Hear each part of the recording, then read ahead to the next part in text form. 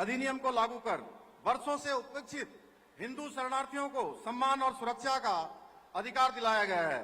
यह आपकी दृढ़ इच्छा शक्ति का परिणाम है कि आज देश में गुलामी की मानसिकता वाले अंग्रेजों के दमनकारी कानूनों को समाप्त कर भारतीय न्याय संहिता सहित 3 नए कानूनों के माध्यम से न्याय व्यवस्था को भारतीय आत्मा के अनुरूप बनाया गया है, जहां दंड नहीं बल्कि न्याय महत्वपूर्ण है।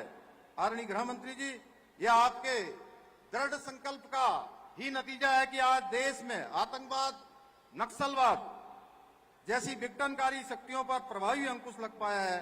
जिन क्षेत्रों में कभी अशांति और भय का माहौल हुआ करता था, आज वो क्षेत्र विकास और समृद्धि के नए आयाम स्थापित कर रहे हैं।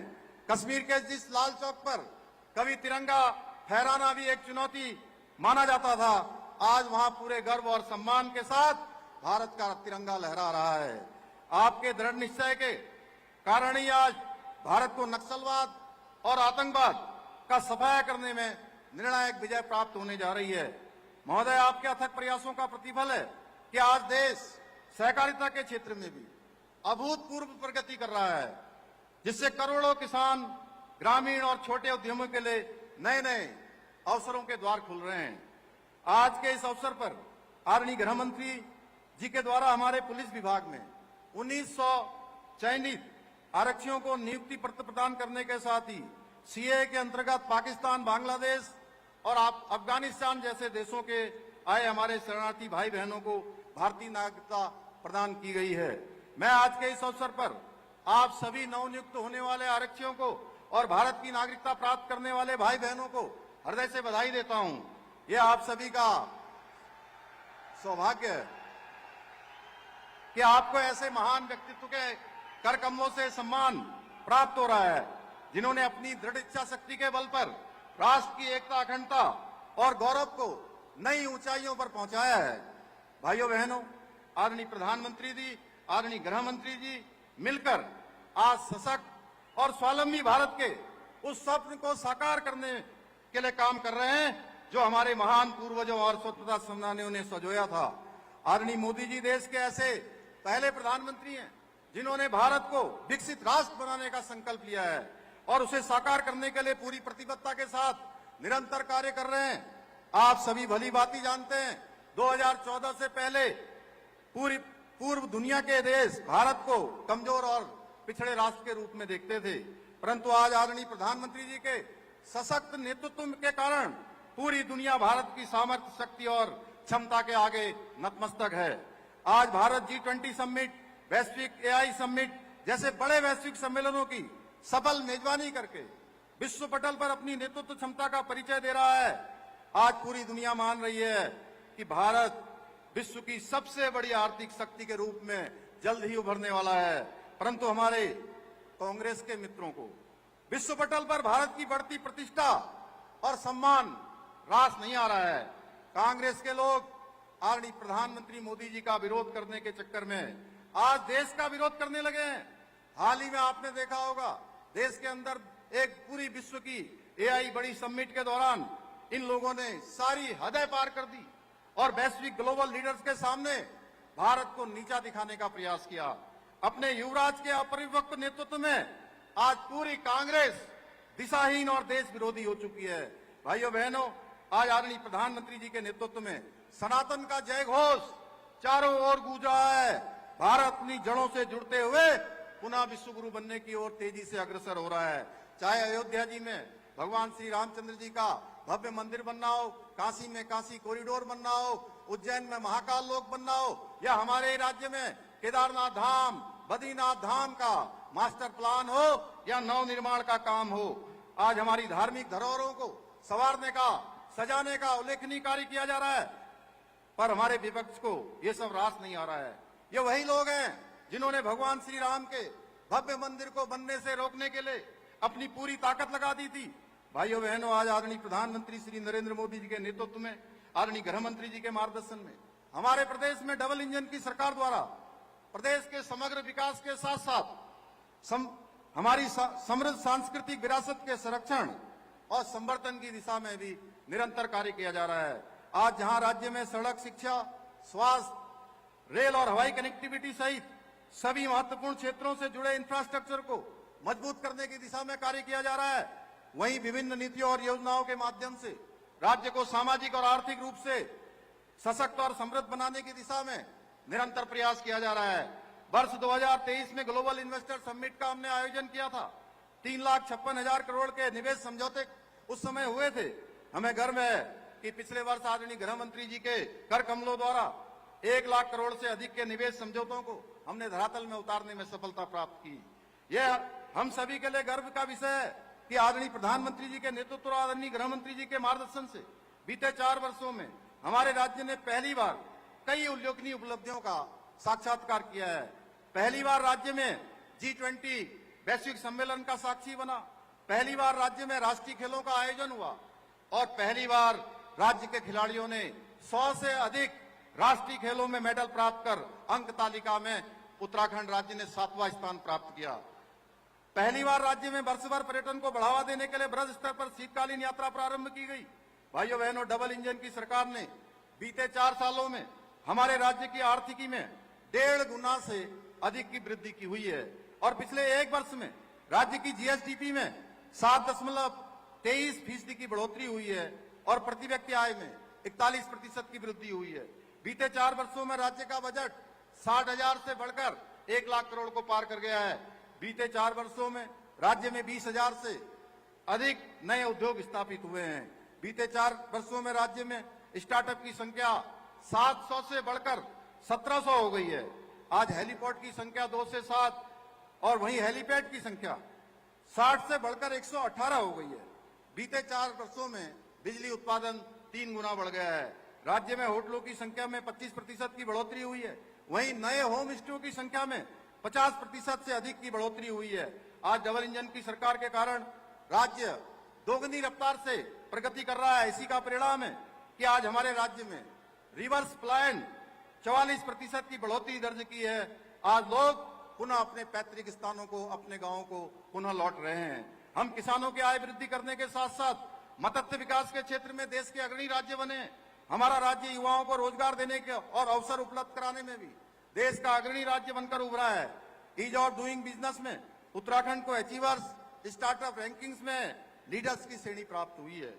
हमें नीति आयोग भारत सरकार के 2023-24 के इंडेक्स में सतत विकास के लक्ष्यों को प्राप्त करने में पूरे देश में पहला स्थान प्राप्त हुआ है।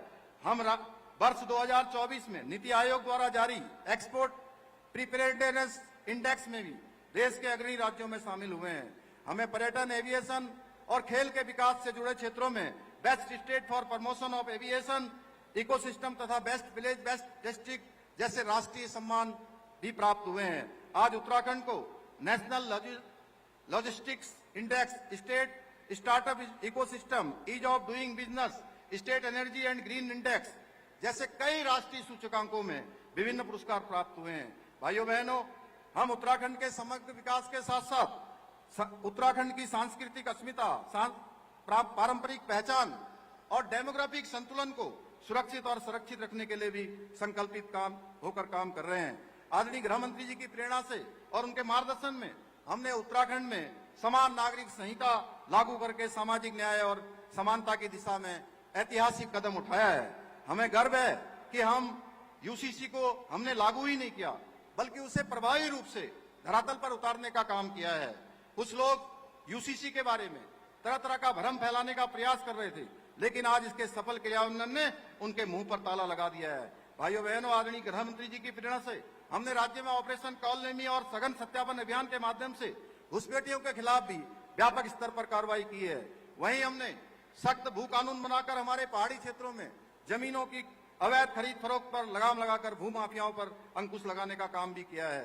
भाइयों बहनों, आज के अवसर पर मैं आप सबसे कहना चाहता हूं कि आदरणीय प्रधानमंत्री जी और आदरणीय गृह मंत्री जी के नेतृत्व में उत्तराखंड का समग्र विकास और देवभूमि के गौरव को पुनर्स्थापित करने वाली डबल इंजन की सरकार चाहिए या विकास के नाम पर केवल अपनी तिजोरियां भरने वाली कांग्रेस। अब ये आपने सोचना है, आपको समान नागरिक संहिता चाहिए या धर्म की आड़ या कानून का मखौल उड़ाने वाली मुगल प्रस्त सोच चाहिए।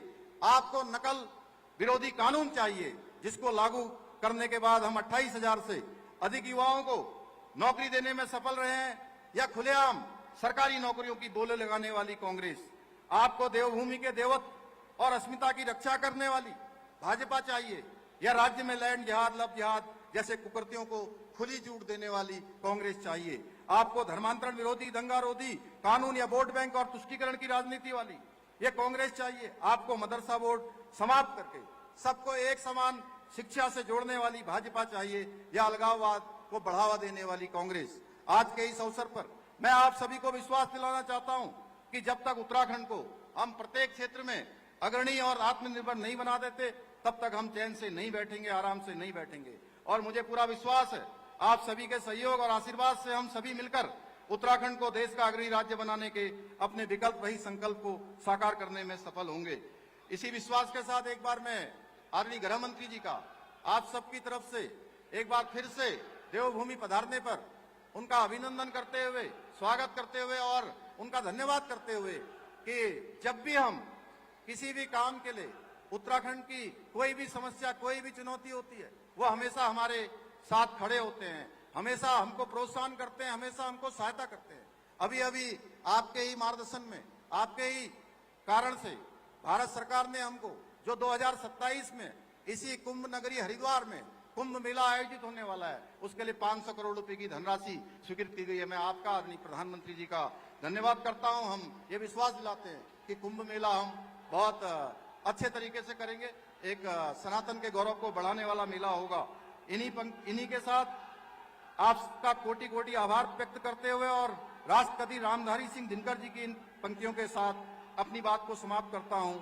है कौन विघ्न ऐसा जग में, है कौन विघ्न ऐसा जग में, टिक सके वीर नर के मग में, खम ठोक ठेलता है जब नर, पर्वतों के जाते पांव खड़, मानव जब जोर लगाता है, पत्थर पानी बन जाता है, पत्थर पानी बन जाता है। बहुत बहुत धन्यवाद।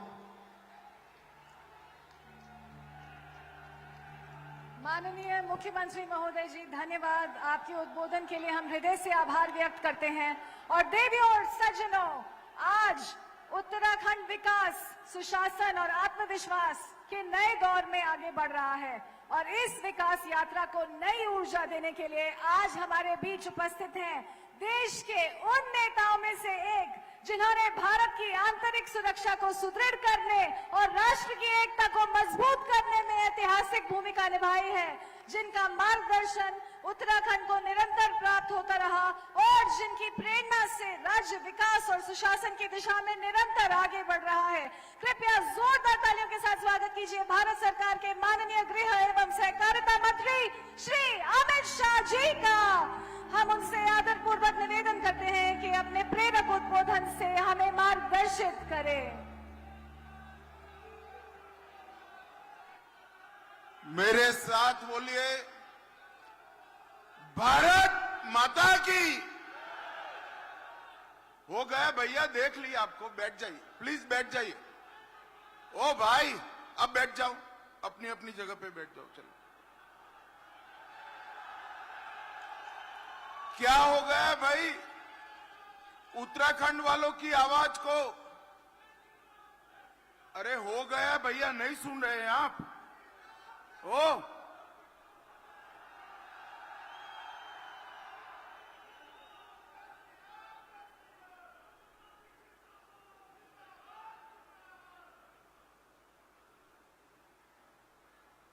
क्या हो गया है भाई उत्तराखंड वालों की आवाज को?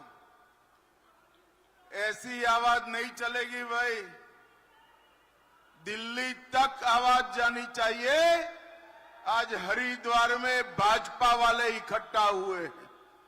मेरे साथ दोनों हाथ उठाइए, जरा उठाइए दोनों हाथ। तीसरी बार भाजपा सरकार बनाने के संकल्प की मुट्ठी भींचिए और प्रचंड आवाज से बोलिए, भारत माता की जय श्री राम, जय जय श्री राम। मंच पर उपस्थित उत्तराखंड के लोकप्रिय मुख्यमंत्री श्रीमान पुष्कर सिंह धामी जी, मोदी जी की मंत्रिपरिषद में मेरे साथी भाई अजय टमटा जी, उत्तराखंड विधानसभा की अध्यक्षा श्रीमती रितु खंडूरी जी, हमारे वरिष्ठ नेता श्री सतपाल महाराज जी, महेंद्र भट्ट जी, प्रदेश अध्यक्ष और सांसद महोदय, हमारे पूर्व मुख्यमंत्री श्री त्रिवेंद्र सिंह रावत जी, हमारे पूर्व मुख्यमंत्री श्री रमेश पोखरियाल जी, हमारे पूर्व मुख्यमंत्री विजय बहुगुणा जी, हमारे पूर्व मुख्यमंत्री तीरथ सिंह रावत जी, धामी जी की मंत्रिपरिषद के सभी सदस्यगण, सांसद और मेरे मित्र श्री अनिल बलूनी जी, सांसद श्री अजय भट्ट जी, सांसद श्रीमती माला राज्यलक्ष्मी शाह जी, सांसद श्री नरेश बंसल जी, उपस्थित सभी भारतीय जनता पार्टी के वरिष्ठ नेतागण और आज इस विशाल समारोह में आए हुए प्यारे भाइयों, बहनों, माताओं और मेरे जिगर के टुकड़े जैसे युवा मित्रों, आप सभी को राम राम। सबसे पहले पूरे देश की आस्था जहां पर निवास करती है, पूरे देश के सभी अखाड़ों के, सभी प्रकार के संगठन के संतगण जहां निवास करते हैं, वो देवभूमि उत्तराखंड को मैं प्रणाम कर कर मेरी बात की शुरुआत करता हूं। बाबा केदारनाथ धाम, बद्रीनाथ धाम, गंगोत्री, यमुनोत्री और हेमकुंड साहिब के साथ यहां विद्यमान अनेकानेक तीर्थों को प्रणाम कर कर मेरी बात की शुरुआत करना चाहता हूं। भाइयों बहनों, आज मौका है धामी जी की सरकार के 4 साल पूरा होने का, मगर इसके साथ साथ मौका है भारतीय जनता पार्टी की सरकार के 9 साल भी आज पूरे हो रहे हैं। 9 साल भी आज। अभी अभी मोदी जी आए थे, उत्तराखंड के 25 साल का महोत्सव शुरू कर कर गए। मैं आज इस कार्यक्रम के माध्यम से उत्तराखंड की जनता को बताने आया हूं कि एक जमाना था जब ये उत्तराखंड देवभूमि अपने अधिकारों के लिए संघर्ष कर रही, अलग राज्य, अलग पहचान, उत्तराखंड की संस्कृति, इसको बचाने के लिए उत्तराखंड के युवा मैदान में उतरे थे। और उस वक्त एक कांग्रेस पार्टी और समाजवादी पार्टी ने सहन न हो सके ऐसा दमन हमारे उत्तराखंड के युवाओं पर किया था। अनेक युवाओं को गोली लगी, उन्होंने बलिदान दिया। रामपुर तिराहा की घटना आज भी उत्तराखंड वासी भूले नहीं। मैं आज आप सबको बताने आया हूं कि उस वक्त भाजपा के वरिष्ठ नेता और उस वक्त के प्रधानमंत्री श्री अटल बिहारी वाजपेयी ने उत्तराखंड की रचना करने का काम किया था। एक कांग्रेस के सो कॉल्ड विद्वान कह रहे थे छोटे राज्य कैसे टिकेंगे, इनकी अर्थव्यवस्थाएं कैसे चलेगी। अटल जी ने 3 छोटे राज्य बनाए थे, उत्तराखंड, छत्तीसगढ़ और झारखंड। आज तीनों राज्य विकास के रास्ते पर आगे बढ़ गए। और आज मैं कहने आया हूं, जब हमारी सरकार के 9 साल पूरे हो रहे हैं, मुझे याद है त्रिवेंद्र सिंह रावत जी को मुख्यमंत्री बनाया था। पहले कार्यक्रम में मैं आया था, तब मैंने कहा था मोदी जी, अटल जी ने बनाया है, मोदी जी संवारने का काम करेंगे, मोदी जी संवारने। और ये 9 साल उत्तराखंड के विकास के 9 साल रहे। ये 4 साल के अंदर मुख्यमंत्री धामी जी ने एक एक समस्या को चुन चुन कर समाप्त करने का एक रचनात्मक अभिगम लिया। इसके कारण उत्तराखंड आज विकास के रास्ते पर 2 दूनी रात चौगुनी गति से आगे बढ़ रहा है। और मित्रों, आज ही 1132 करोड़ के जन सुखाकारी के अलग अलग कामों का लोकार्पण और भूमि पूजन हो रहा है। आज यहां पर नई न्याय संहिताओं की प्रदर्शनी का भी उद्घाटन हो रहा है। मेरे उत्तराखंड देवभूमि के सभी वकील मित्रों को मेरा आग्रह है, न्याय प्रणालियों के साथ जुड़े हुए सभी युवाओं को और विशेषकर माताओं बहनों को आग्रह है कि ये प्रदर्शनी जरूर देखिए। मोदी जी के नेतृत्व में अंग्रेजों द्वारा बनाए गए 150 साल पुराने कानून, जिसको बनाने का उद्देश्य था अंग्रेज सरकार की हुकूमत को लंबा चलाना, वो समाप्त कर हमारे नागरिकों की सुरक्षा के लिए न्याय संहिताएं बनाई।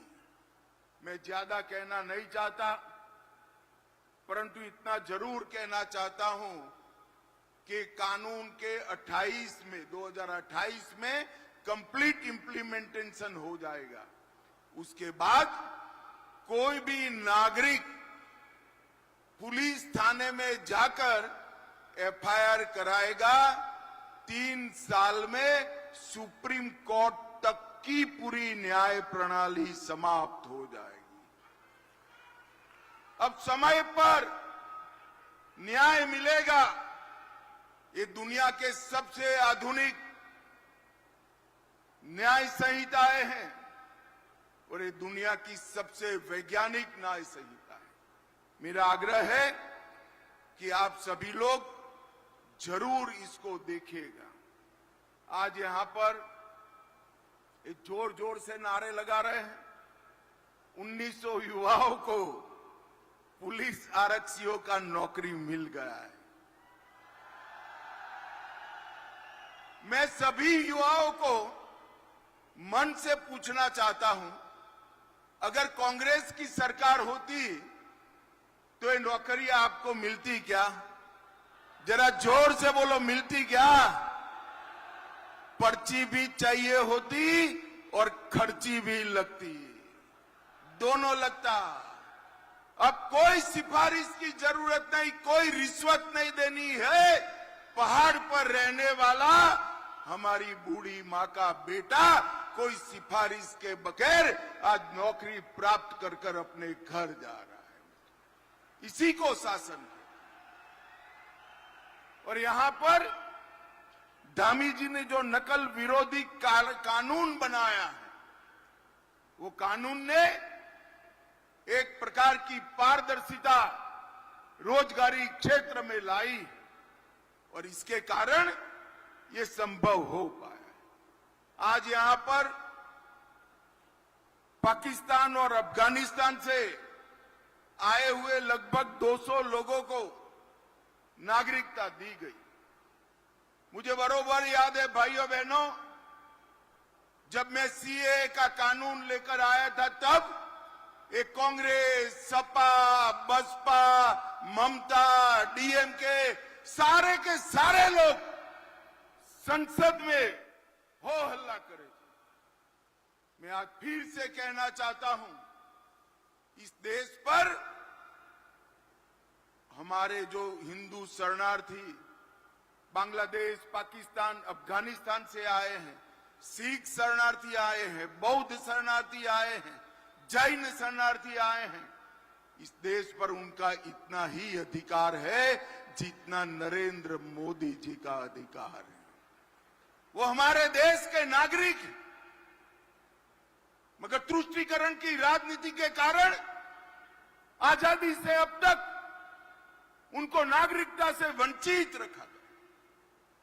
ढेर सारी यातनाएं झेलकर हमारे देश में शरणार्थी बनकर आए हैं, अपना धर्म बचाने के लिए, अपने परिवारों की महिलाओं का सम्मान बचाने के लिए। क्या भारत उनको नागरिकता नहीं देगा? राहुल बाबा, जितना विरोध करना है कर दो, हम नागरिकता देकर रहेंगे, आप हमें नहीं रोक। जिन लोगों को आज नागरिकता मिली है वो सभी लोगों को मेरी ढेर सारी बधाइयां। भाइयों बहनों, 2024 के आम चुनाव में नरेंद्र मोदी जी तीसरी बार देश के प्रधानमंत्री बने, लगातार तीसरी बार, और 6 दशक के बाद ये घटना हो रही है। और फिर 24 में ही ओडिशा में पहली बार भाजपा का मुख्यमंत्री बना, हरियाणा में हमने हैट्रिक बनाई, महाराष्ट्र में हमने हैट्रिक बनाई, और फिर 25 दिल्ली में आप पार्टी का सुपड़ा साफ हो गया। बिहार में हमने 2/3 बहुमत से सरकार बनाई। केरल के त्रिवेंद्रम में पहली बार भाजपा का भगवा वहां पर लहराया। महाराष्ट्र में भी हमने विजय प्राप्त करी, और 26 में बंगाल और तमिलनाडु में भारतीय जनता पार्टी और एनडीए की सरकार बनने जा रही है।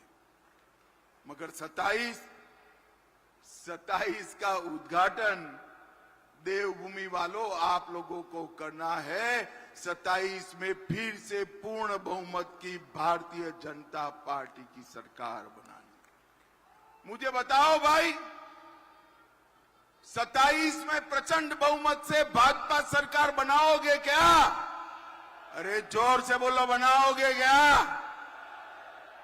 भाइयों बहनों, ये हरिद्वार में कुंभ 27 में भी आने वाला है, और उत्तराखंड में 27 में लगातार तीसरी बार भारतीय जनता पार्टी की सरकार बनने वाली। ये धामी जी अभी धन्यवाद कर रहे थे मोदी जी का कि कुंभ के लिए एक बड़ी राशि उपलब्ध कराई है। धामी जी, इसमें धन्यवाद का कोई कारण नहीं बनता। हरिद्वार का कुंभ पूरे भारत की शान होता है, पूरे भारत की शान। और ये तो नरेंद्र मोदी सरकार, हमने हमारी संस्कृति से जुड़े कई साल पुराने सारे काम समाप्त कर दिए। धारा 370 को समाप्त कर दिया।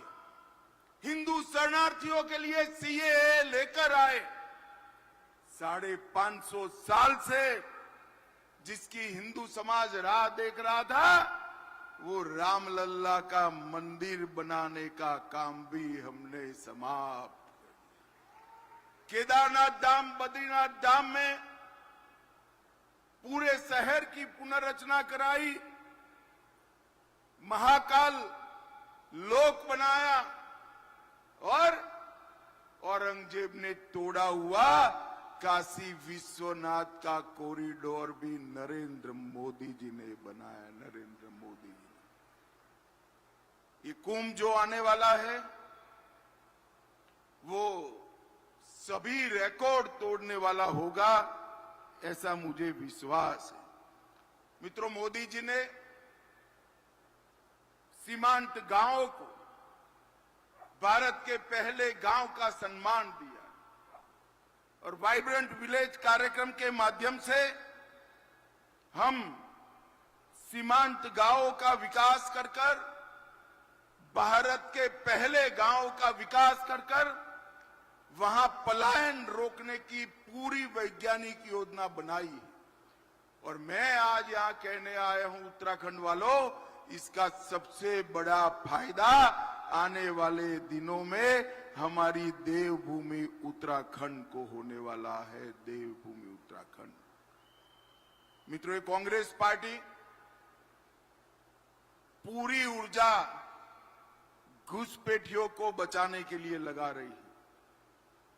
उत्तराखंड में हमारे मुख्यमंत्री धामी जी ने लगभग 10,000 से ज्यादा अतिक्रमण उखाड़कर फेंक दिए। 10,000 से। सिर्फ अतिक्रमण की बात नहीं है, मैं आज उत्तराखंड की जनता को कहने जा रहा हूं कि पूरे देश से जहां जहां घुसपैठियां है, केदारनाथ धाम से लेकर कन्याकुमारी तक एक एक घुसपैठिए को चुन चुन कर हम भारत के बाहर निकालने का काम करेंगे। भारत के बाहर। राहुल बाबा को जितना विरोध करना है उतना विरोध कर दे। वो SIR का भी विरोध करे। उनको हर चीज में नकारात्मकता दिखती।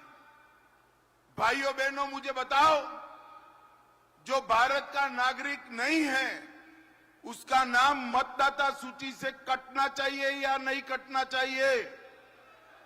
जोर से बोलो, कटना चाहिए या नहीं कटना चाहिए? भारतीय जनता पार्टी चुनाव आयोग जो SIR की प्रक्रिया कर रहा है इसका पुरजोर समर्थन कर रही है। क्योंकि जिस देश में लोकतंत्र को संभालने वाली मूल इकाई मतदाता सूची शुद्ध न हो, परिशुद्ध न हो, वो देश का लोकतंत्र कभी सलामत नहीं रह सकता। भाइयों बहनों, कांग्रेस के जमाने में ढेर सारे भ्रष्टाचार के आरोप लगे। हरीश रावत स्टिंग प्रकरण, दलितों की छात्रवृत्ति का घोटाला, कमीशन एजेंटों से भरा हुआ सेक्रेटेरिएट, शराब नीति का स्टिंग कांड, कुमाऊं खाद्यान्न घोटाला। हमारी 9 साल सरकार रही। पहले त्रिवेंद्र सिंह रहे, फिर पुष्कर सिंह। हमारे विरोधी भी हमारी सरकार पर भ्रष्टाचार का आरोप नहीं लगा सके हैं, नहीं लगा। एक पारदर्शी तरीके से यहां पर 9 साल सरकार चलाने का काम भारतीय जनता पार्टी ने किया है। मित्रों, हमने इस देश से तुष्टीकरण की नीति को समाप्त कर दिया। मैं तो बधाई देना चाहता हूं धामी जी को। धामी जी यहां पर यूनिफॉर्म सिविल कोड लेकर आए। नागरिक का धर्म कोई भी होगा, एक ही कानून से उसको देश में रहना होगा। और उत्तराखंड हमारा देश भर में यूसीसी को लागू करने वाला पहला राज्य बना है, पहला राज्य। और ये यूसीसी ही जनसांख्यिकी में जो अप्राकृतिक वृद्धि है, ये अप्राकृतिक वृद्धि को रोकने का काम भी यूसीसी ही करने वाली है। और मोदी जी ने जनसांख्यिकी के बदलाव के लिए एक हाई पावर कमेटी भी बनाने का निर्णय किया है। कुछ ही दिन में वो कमेटी अपना काम शुरू कर देगी। मित्रों, आज मैं यहां आया हूं तब कांग्रेस के लोगों से हिसाब किताब भी मांगना चाहता हूं। भाई, मांगना चाहिए या नहीं मांगना चाहिए? जरा जोर से बोलो, मांगना चाहिए या नहीं मांगना चाहिए? 2004 से 14 तक कांग्रेस पार्टी ने डिवोल्यूशन की ग्रांट और ग्रांट इन एड उत्तराखंड को सिर्फ 54,000 करोड़ रुपया, 54,000। और मोदी जी ने वही 10 साल में 4 से 24 में 1,87,000 करोड़ रुपया देने का काम। इसके अलावे 12,000 करोड़ का केदारनाथ, बद्रीनाथ, यमुनोत्री, गंगोत्री 900 किलोमीटर का 4 धाम महामार्ग, दिल्ली देहरादून इकोनॉमिक कॉरिडोर 8,000 करोड़ का, 5,000 करोड़ से उत्तराखंड में 30 राष्ट्रीय राजमार्गों का निर्माण, 2200 करोड़ से टनकपुर में 8 मार्गों का निर्माण, नजीबाबाद अफजलगढ़ बाईपास, पुरकाजी लक्सर हरिद्वार रोड का नवीनीकरण। और मित्रों, विकास का द्योतक राज्य का बजट होता है। 2009 से 14 में उत्तराखंड का औसत बजट था 187 करोड़ रुपए, सिर्फ 187। मेरी बात ध्यान से सुनिएगा, 9 से 14 में उत्तराखंड का एवरेज बजट था 187 करोड़ रुपया। धामी जी ने अभी बजट रखा 187 करोड़ से ये 9 साल में बढ़कर 4,770 करोड़ रुपए का बजट हुआ। ये बताता है कि हमारा उत्तराखंड कितना आगे बढ़ा। 26,000 करोड़ से 3 नए रेलवे प्रोजेक्ट दिए गए, 303 किलोमीटर विद्युतीकरण पूरा कर दिए गए, 147 स्टेशन अमरूद स्टेशन बन रहे हैं, 100 फ्लाईओवर और अंडर ब्रिज बने हैं, और सबसे बड़ी रेल सुरंग ऋषिकेश से कर्णप्रयाग वो भी बनाने का काम हुआ है। कई सारे हेलीपैड बने हैं, देहरादून एयरपोर्ट को आधुनिक किया गया है, एग्रीकल्चर और मत्स्य पालन के लिए ढेर सारा काम हुआ है। पर्वतमाला रोपवे विकास कार्यक्रम में 2400 करोड़ रुपया लगाया गया है।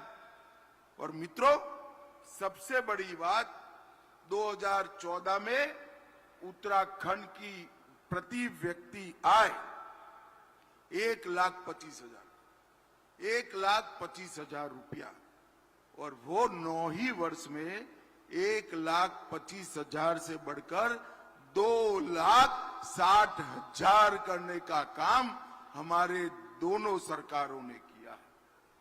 हमारा जीएसडीपी 1,50,000 करोड़ था, वो बढ़कर 3,50,000 करोड़ जीडीपी करने का काम हुआ है। लगभग 10,000 किसानों को प्रधानमंत्री किसान योजना का लाभ मिला, 14 लाख घरों को जल जीवन मिशन का फायदा, घर में नल मिला, 62 लाख लोगों को 5 लाख तक का स्वास्थ्य का फायदा मिला, 5,80,000 घरों में शौचालय बना, 60 लाख लोगों को प्रति माह प्रति व्यक्ति 5 किलो अनाज मुफ्त में मिलता है, और 5,33,000 माताओं बहनों को गैस का सिलेंडर देने का काम भारतीय जनता पार्टी के नेता नरेंद्र मोदी ने किया। मित्रों, एक और भ्रष्टाचार करने वाली कांग्रेस, अव्यवस्था फैलाने वाली कांग्रेस, उत्तराखंड के निर्माण का विरोध करने वाली कांग्रेस, और दूसरी ओर चार धाम के प्रति अनन्य श्रद्धा से चार धाम के यात्रियों में 3 गुना वृद्धि करने वाली भारतीय जनता पार्टी, उत्तराखंड के हर कस्बे को रोड से जोड़ने का प्रयास करने वाली भारतीय जनता पार्टी, युवाओं को बिना खर्ची बिना पर्ची नौकरी देने वाली सरकार, कॉमन सिविल कोड लाने वाली सरकार, सीए के माध्यम से नागरिकता देने वाली सरकार है, और घुसपैठियों को चुन चुन कर निकालने का संकल्प लेने वाली सरकार। उत्तराखंड को ये 2 विषय पर 2 पार्टियों के बीच में चयन करना है। कांग्रेस पार्टी राहुल गांधी के नेतृत्व में पूर्णतया बिखर चुकी है। संसद के अंदर चर्चा करने की जगह हो हल्ला कर संसद न चलने देने की नीति एज अ पॉलिसी इन्होंने अपनाई। ये पार्टी हमारा देवभूमि का विकास नहीं कर सकती। मैं उत्तराखंड वासियों को अंत में इतना ही कहने आया हूं, 2027 में फिर से चुनाव आने वाला है। हमारे दोनों मुख्यमंत्री त्रिवेंद्र सिंह और पुष्कर सिंह ने 9 साल तक मनपूर्वक उत्तराखंड की सेवा करी है। एक तीसरा मौका भारतीय जनता पार्टी को दे दीजिए। हम उत्तराखंड को सभी छोटे राज्यों में 1 नंबर पर ले जाने का काम करेंगे। मुझे बताओ भाइयों बहनों, कमल के निशान पर आने वाले चुनाव में बटन दबाकर भाजपा का समर्थन करेंगे क्या? अरे जोर से बोलो, करेंगे? तो मेरे साथ दोनों हाथ उठाइए, जरा उठाइए दोनों हाथ, विजय के संकल्प की मुट्ठी भींचे और प्रचंड आवाज से बोलिए, भारत माता की जय श्री राम, जय जय श्री राम। मंच पर बैठे हुए सभी संत गणों के श्री चरणों में मेरा प्रणाम। आप सभी का बहुत बहुत धन्यवाद।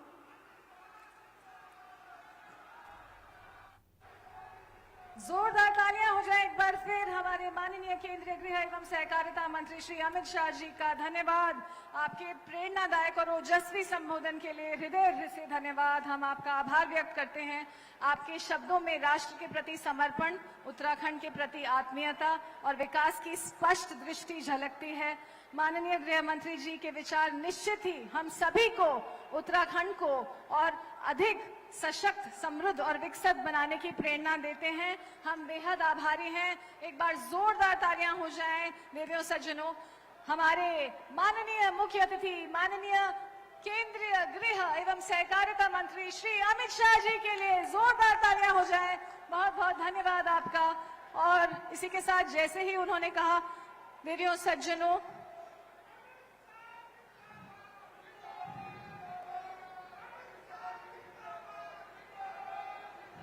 और जैसे ही हमारे माननीय मुख्य अतिथि ने अभी बताया कि हमें उस प्रदर्शनी को जरूर देखना चाहिए, तो देवियों सज्जनों, आप सभी से आग्रह है कि आयोजित विकास प्रदर्शनी के माध्यम से राज्य की उपलब्धियों और पहलों को सभी लोग निकट से देखें और समझें।